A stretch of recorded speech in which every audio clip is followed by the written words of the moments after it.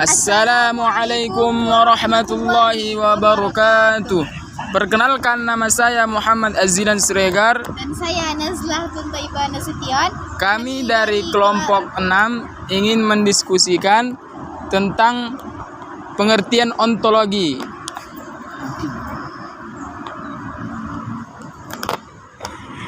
Jadi Jidan, saya masih bingung apa pengertian dari ontologi itu.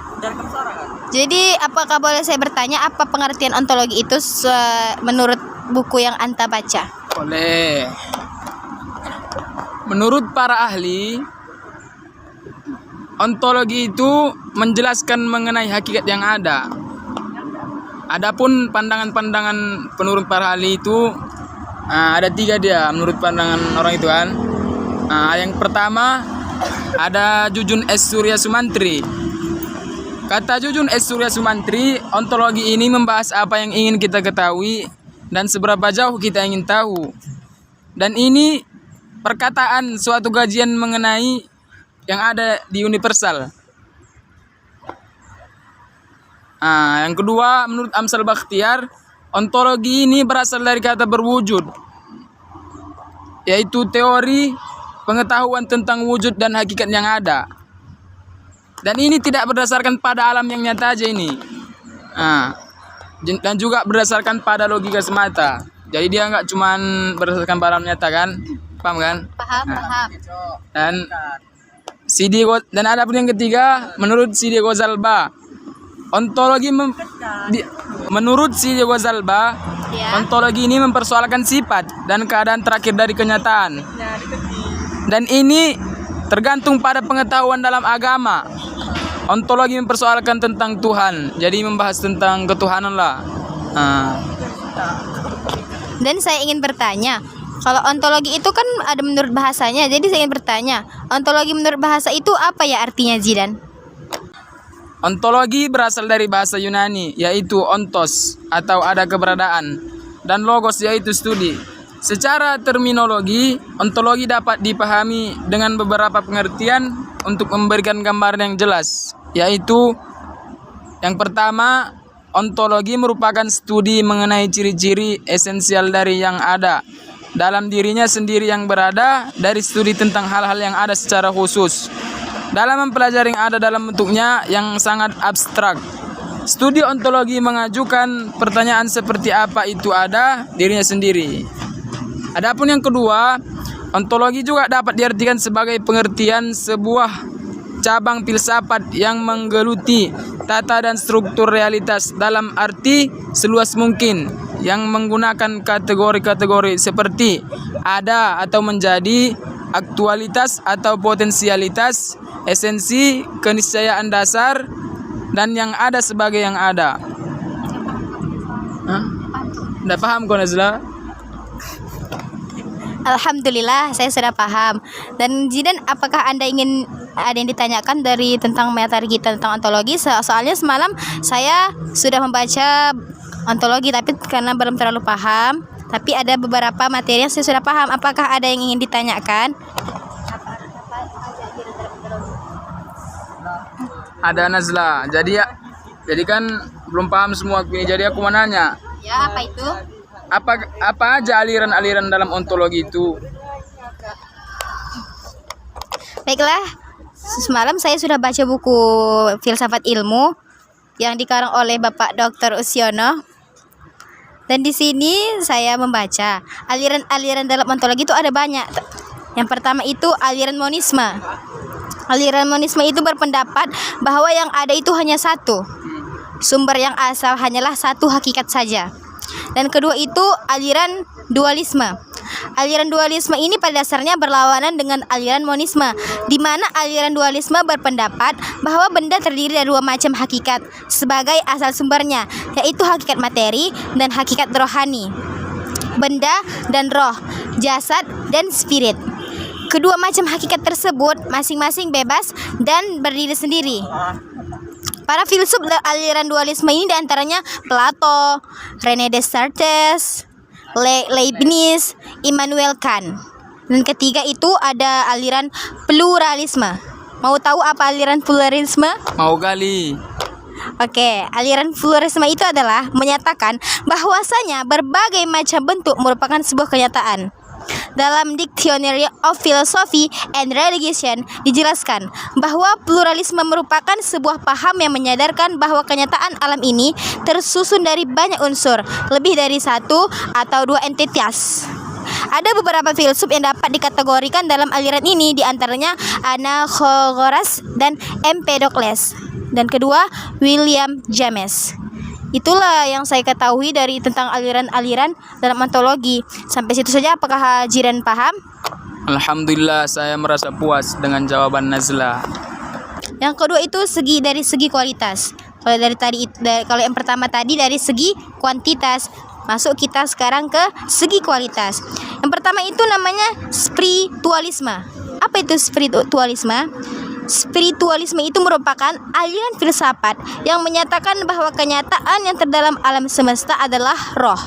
Dan filsuf dalam aliran spiritualisme ini diantaranya Plato dan Leibniz. Dan yang kedua itu adalah aliran materialisme. Apa aliran materialisme? Aliran ini berkeyakinan bahwasanya sumber yang asal itu adalah materi, bukan ruhani. Dan zat yang mati merupakan kenyataan dan satu-satunya fakta. Terdapat 3 filsuf yang memiliki aliran ini, yaitu seperti Thales, Anaximander, dan Demokritos. 3 filsuf itu. Dan yang keempat, aliran idealisme. Apa aliran idealisme itu? Aliran idealisme dalam bahasa Inggris dikenal dengan istilah idealisme, yaitu yang diambil dari kata idea, yaitu sesuatu yang hadir dalam jiwa.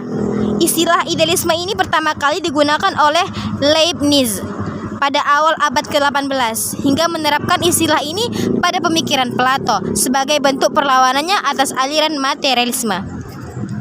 Dan yang kelima itu adalah aliran nihilisme. Aliran nihilisme itu adalah berasal dari bahasa Latin yang berarti nothing atau tidak ada. Yang pertama kali diperkenalkan oleh Ivan Turgenev pada tahun 1862 di Rusia. Izam Fautanu menjelaskan bahwasanya ajaran atau doktrin mengenai nihilisme ini sudah diperkenalkan pada masa Yunani kuno, Jidan. Iya. Dan pada masa itu filsuf yang menggunakan aliran ini salah satunya Nietzsche, namanya Nietzsche. Naam. Dan yang keenam adalah aliran agnotisisme.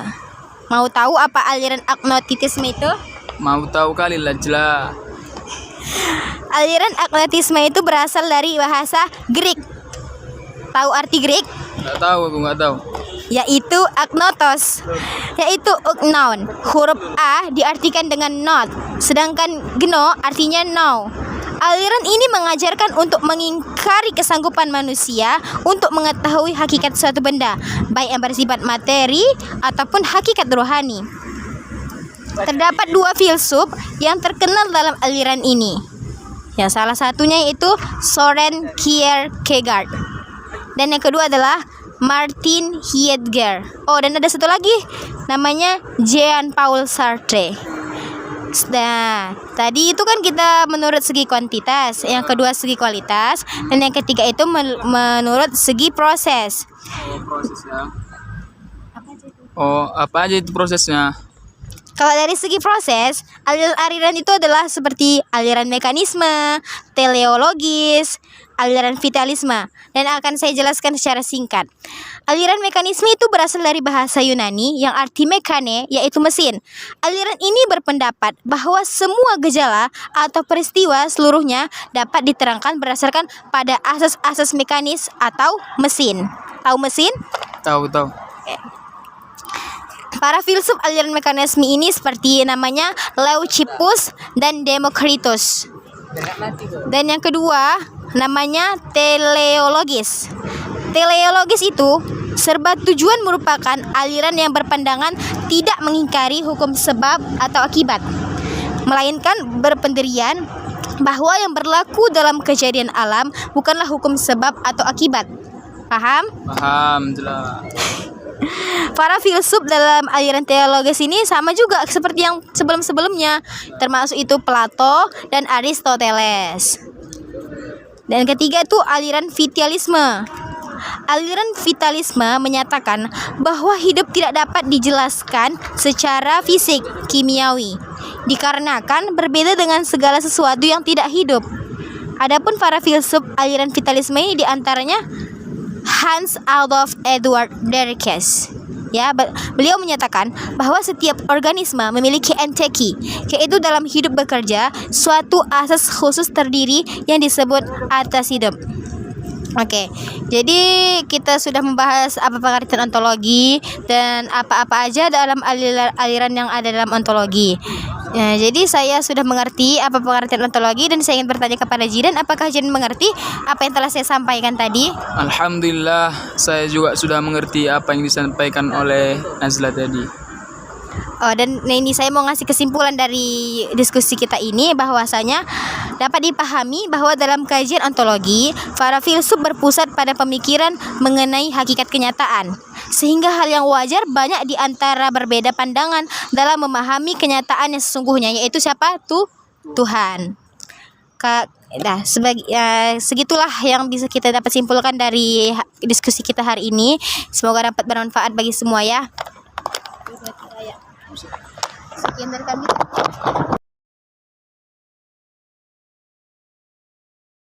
Sekian dari kami. Wassalamualaikum warahmatullahi wabarakatuh.